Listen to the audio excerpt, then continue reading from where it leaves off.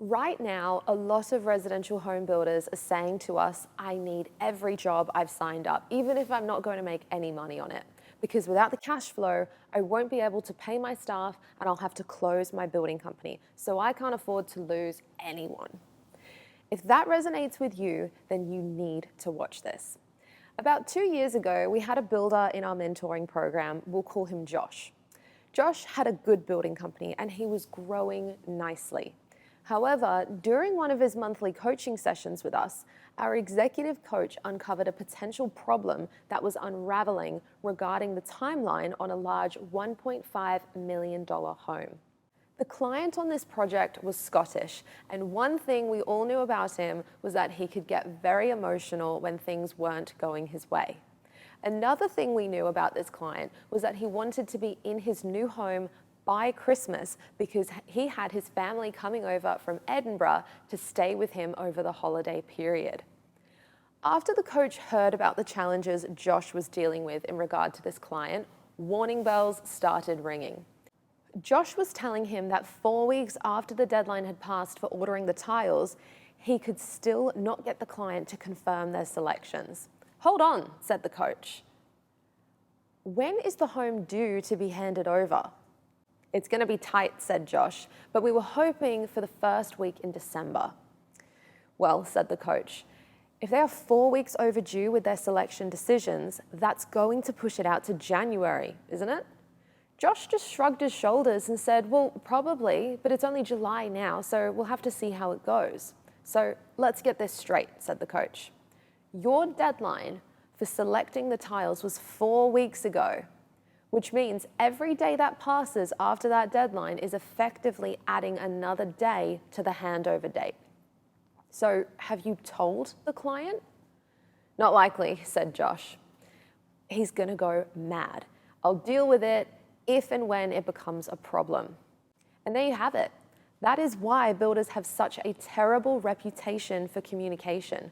Fortunately, in this case, we were able to convince Josh to get on the front foot and have the difficult conversation now rather than the week before Christmas.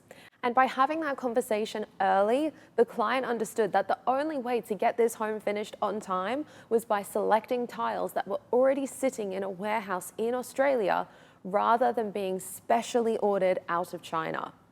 And after initially being a bit annoyed, the client made their decision and settled down, and the build continued on time. But what happens in a lot of cases?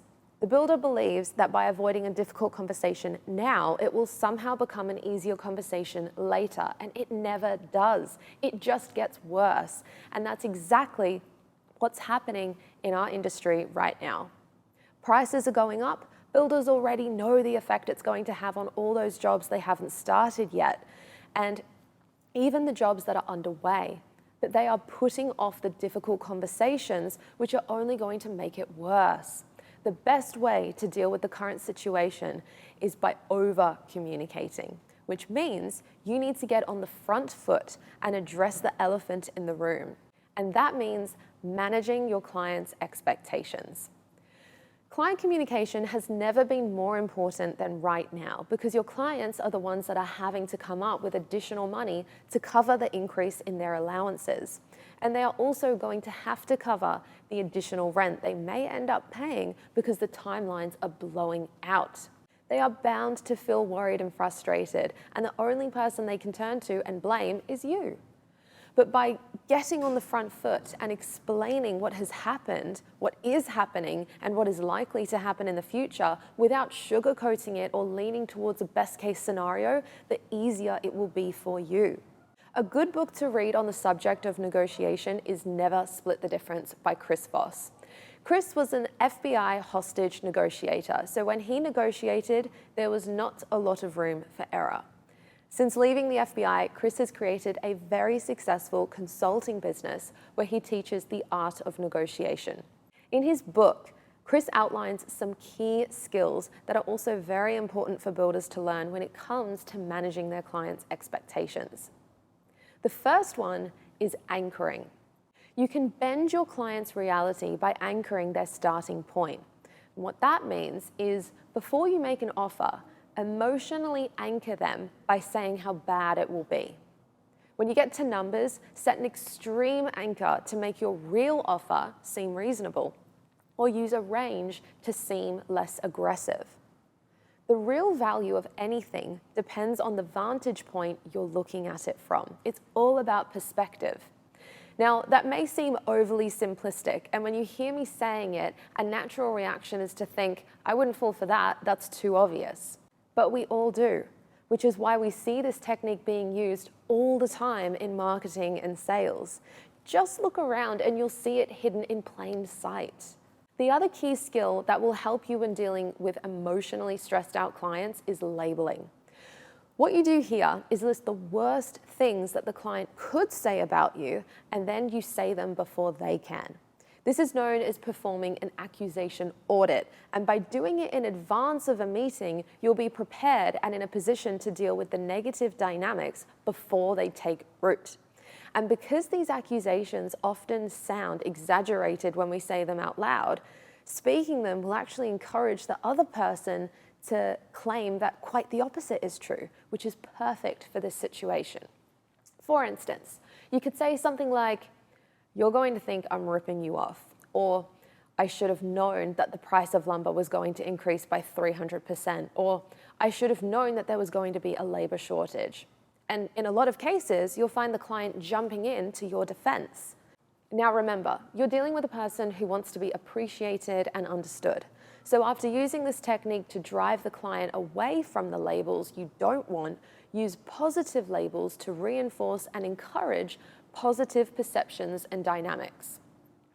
For instance, labeling someone as reasonable and understanding will encourage them to act in accordance with the label you just gave them.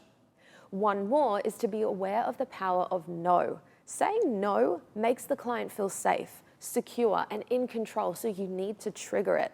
And by saying what they don't want, your client defines their space, their boundary, which allows them to have the confidence to listen to you. And that is why asking them, "Is now a bad time to talk about the allowances in your contract?" will always work better than, "Do you have a few minutes to talk about the allowances in your building contract?" Simple but powerful. So the three key skills, which are relatively easy to learn and could be the difference between a client that views you as the enemy, someone that's trying to make a fortune while they bear the brunt of rising costs and delays, and a client that understands you are on their side and fighting in their corner as best you can. So that is how you keep your clients happy while protecting your margins. However, with great power comes great responsibility. There are a lot of powerful techniques like these which have been broken down and explained step by step inside the Association of Professional Builders members portal. But this is not so that builders can go out and manipulate people for their own advantage.